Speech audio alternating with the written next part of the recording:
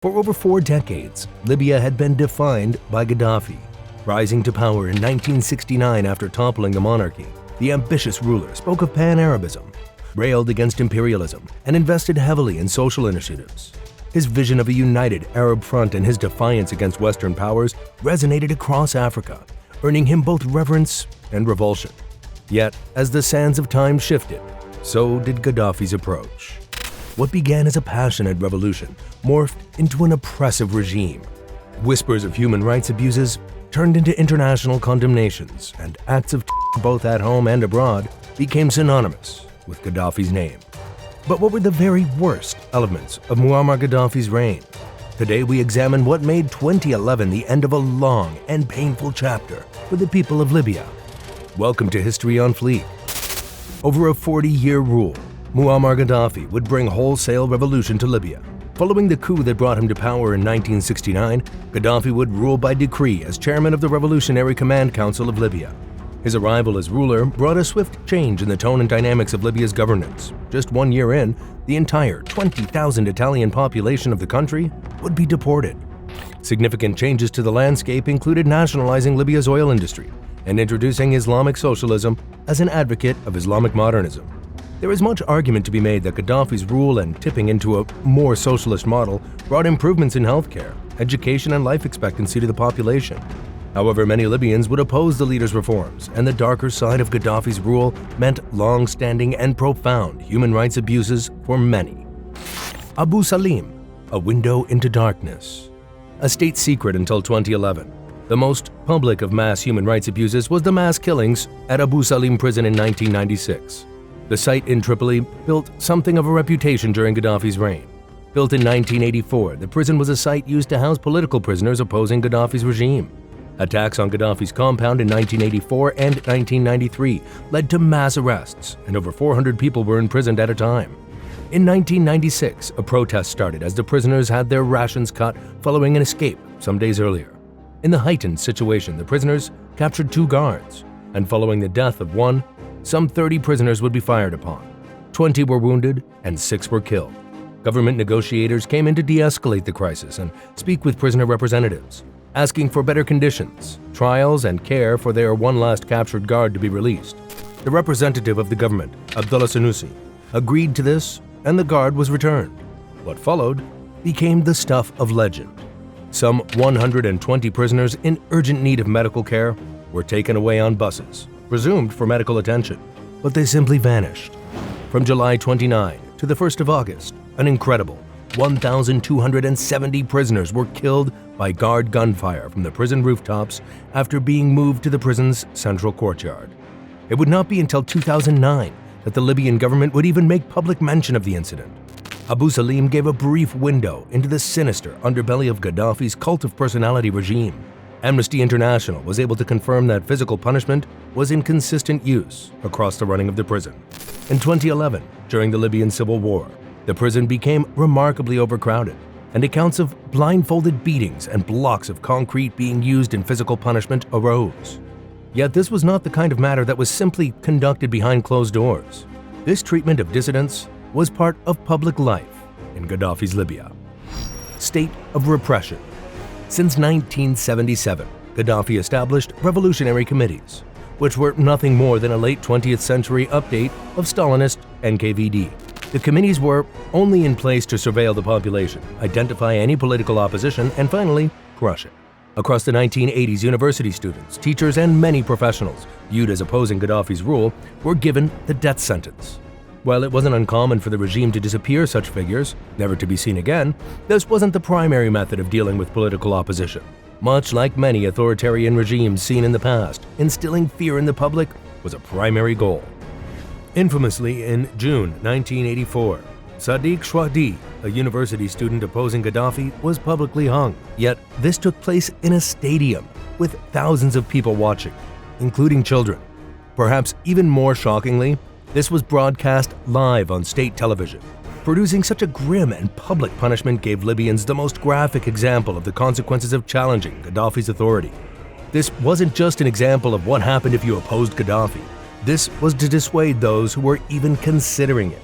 Under Gaddafi's rule, as the revolutionary committees watched over, freedom of speech and freedom of assembly were distant dreams the Libyan people were endangered to go near. Patron of international terrorism. Muammar Gadaffi would win support in many circles for his anti-imperialist stance. His regime's contention of the US and the UK was always hostile and wary. Yet his regime took something of a more existential turn in its support and accommodating of international terrorism. In 1988, the Gaddafi regime would gain international infamy for its role in the Lockerbie bombing. Pan Am Flight 103 was destroyed by a bomb on board as it flew above Lockerbie, Scotland. The Boeing 747's destruction killed several Lockerbie residents, and parts of the plane fell from the sky. The total account of fatalities was 270 people. A 3-year investigation between the FBI and the Dumfries and Galloway Constabulary led to 2 parties being identified, and they were both Libyan nationals.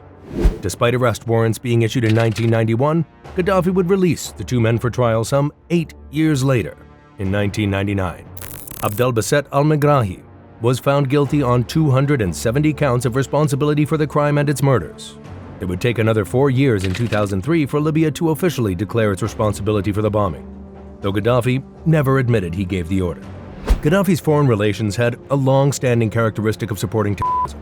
Gaddafi had always sympathized with the Provisional IRA in their stance against British imperialism. In the 70s, IRA bombings were claimed by Gaddafi himself, declaring, "The bombs which are convulsing Britain and breaking its spirit are the bombs of the Libyan people." Come the 1980s, several merchant vessels would be stopped on their way to Ireland and be found with vast amounts of weaponry shipped from Libya. It's believed that between 1984 and 1987, 6 tons of Semtex was sent to Ireland from Libya, and approximately 1,000 AK-47s. Gaddafi was a willing architect of the sectarian violence that would plague Britain till 1998's Good Friday Agreement. In 1986, as Gaddafi's rhetoric and public stance against Western powers was full-throated, tensions between the US and Libya were at an all-time high. On April 5th, a bomb exploded at La Belle nightclub in West Berlin, a frequent hotspot of American military personnel stationed in the country. The blast would injure over 220 people and take the lives of 3. Following the bombing, President Ronald Reagan accused Libya of orchestrating the attacks. This is despite the West German police finding no evidence of Libyan involvement at the time. Within 9 days, the US would bomb Tripoli and Benghazi in Operation El Dorado Canyon. A 2001 German court ruling found that it had been planned by the Libyan Secret Service, and 4 people faced conviction for the attack. Yet even with the ruling, the court spoke of a limited willingness for either German or American governments to share intelligence, and Gaddafi's involvement could not be proved. Economic rise and economic abuse. Part of Gaddafi's success was an overhauling and realization of Libya's potential. The discovery of oil reserves in 1959 promised what was then a poor nation a future of prosperity. Come 1973, under Gaddafi's control, Libya would nationalize controlling interests of petroleum companies all over the country. This meant Libya had control of around 70% of its oil production. As the country's population had barely hit 2 million around the time Gaddafi claimed power, substantial oil revenues were only a boon. However, it is believed that around $200 billion from the country has been diverted into bank accounts held by Gaddafi and his family across his 42 years at the helm. Major banks including JP Morgan, Goldman Sachs, and HSBC Holdings have accepted as much as $53 billion in private accounts made from oil revenues. The International Criminal Court would declare Gaddafi could see no difference between his country's resources and his personal assets. Yet his family was no different. One of his sons, Mutassim, was reported as demanding the National Oil Corporation chairman grant him $1.2 billion in cash and oil shipments. Other leaked reports have shown that a maritime transportation company, started by Hannibal Gaddafi, was paid for with government funds. Its remarkable oil wealth meant that Libya would hit a remarkable rise in the 20th century. Yet, so much of this was misused and remains frozen away to this day. A brutal, bloody last stand. While Gaddafi claimed power with a bloodless coup, the end of his regime would see nothing of the sort. As the Arab Spring rose to grab the world's attention in 2011, eastern Libya began an uprising of its own. The people of Libya had witnessed widespread corruption growing by the decade, and come to the 2010s, had seen unemployment hit 30%. Gaddafi tried to dissuade the protests initially, accusing the uprising of being linked to al-Qaeda, and even them being drugged. Yet the uprising didn't stop. Gaddafi chillingly announced that any rebels would be hunted down street by street, house by house, and wardrobe by wardrobe. The army used live ammunition against the protesters, which would lead to the deaths of hundreds of Libyans in Benghazi. What unfolded was a full-blown civil war with NATO forces supporting the Libyan rebels, and Gaddafi holding on to whatever support he had, which was slowly decaying. Some government members resigned and even joined the protesters following the initial call to fire on Libya's people. Nevertheless, his brutal crackdown did not suppress the newly founded National Transitional Council, and Gaddafi was hunted down by rebels. He would meet the grimmest of ends, publicly violated and strewn on the front of a pickup truck. Gaddafi had said he would rather die a martyr than leave Libya. His words proved prophecy. This is History on Fleek, and we'll see you next time.